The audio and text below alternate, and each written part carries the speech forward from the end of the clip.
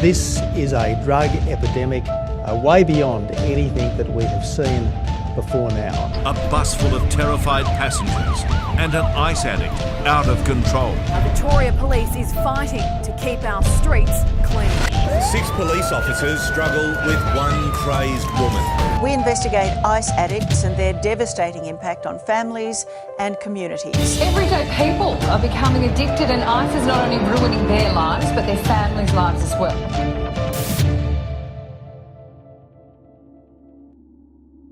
Growing up, my life was pretty chaotic. My dad was an alcoholic. He was very abusive. He was also gay, which caused a lot of bullying at school. I had a really good upbringing. I had good parents, and I went to a pretty good school. But I was always a really wild kid, and I just wanted to be naughty. My parents were both pastors and missionaries in the Philippines, so I grew up in a third world country. We travelled to 4 different countries growing up and 17 different schools. By the age of 12, I had an extremely confused identity. I was ashamed of having white skin. I had 5 different accents, and I felt out of place. I always thought I was adopted in my family. My life growing up was not too bad, although I haven't really got too much to compare it to. It was pretty dysfunctional, I'd say. There was a bit of abuse as I was growing up, sexual abuse. I was sexually molested by a family friend, and that brought in, I don't know, I guess you just call me the black sheep of the family. I moved around a lot of schools. I can remember going to at least 10. So I just gave up on learning. I gave up on making friends. I just remember a lot of fighting. I remember feeling lonely. I just felt like I didn't have anyone around. I got into drugs fairly young, probably around 8 or 9. I would steal my dad's alcohol, smoke his cigarettes. There was also other drugs in their family, so it just kind of seemed the norm for me. I started smoking pot and drinking at a really early age, and then it just escalated from there. I was probably about 13 or 14, and I remember I was out at a mate's place, out on a property, and his old man grew dope, and we went out in the bush and found his marijuana plants and decided to roll them up. And when I was 13, I started drinking and smoking. I stopped speaking to my parents. I developed this hatred towards my parents and towards God, and by the time I was 14 I was smoking pot every day.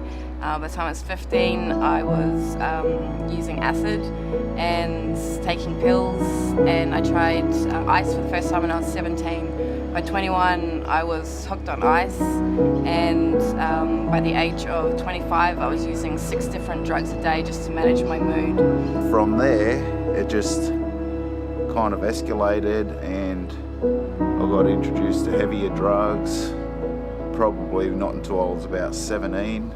I used to drink so much that I'd black out and then wake up days later out of comas.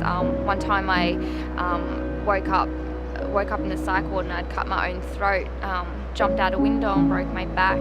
I set my house on fire trying to commit suicide in it, and been in 6 comas on life support for trying to commit suicide. Each time I thought it couldn't get worse, but it did keep getting worse. And another time was I was held up in a house, held hostage and tortured for a while. That was probably one of the hardest rock bottoms I faced. My rock bottom was the times when I was in the watch house, waiting to go to jail and do a sentence.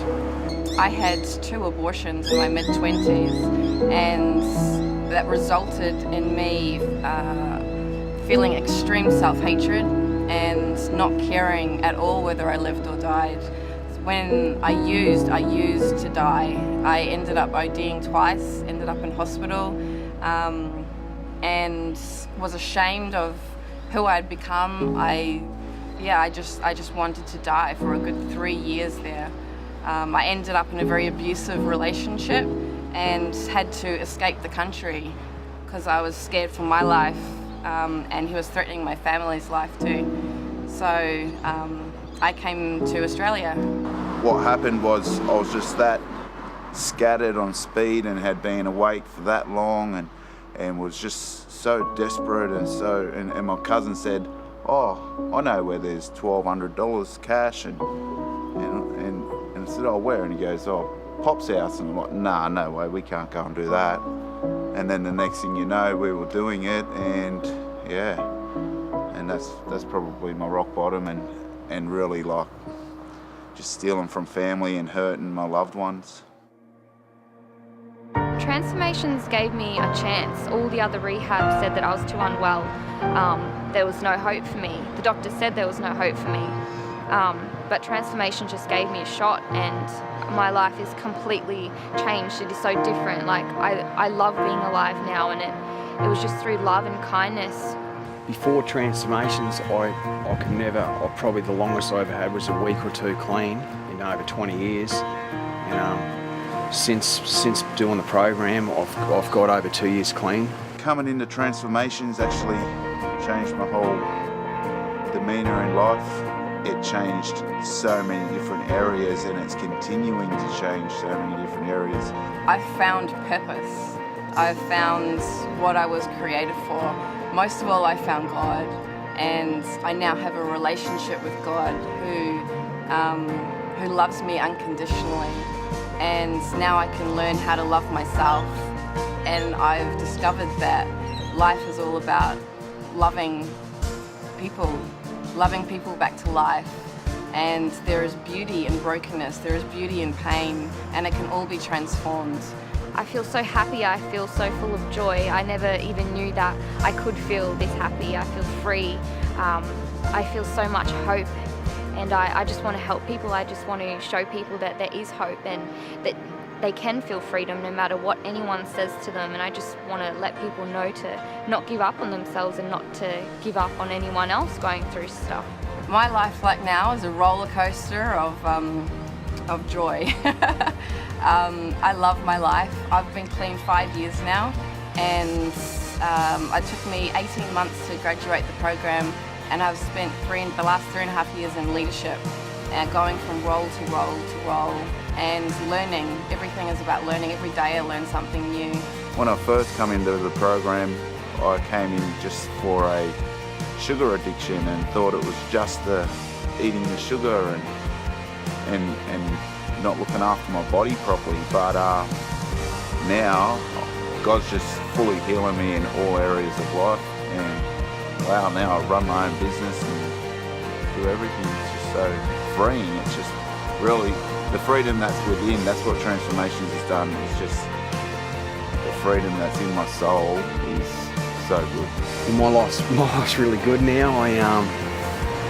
I just finished I finished the program, then I did a year as house supervisor for Transformations, and now I've got my own apartment, and I'm just having a holiday now, and living on the beach. So yeah, life's pretty good now.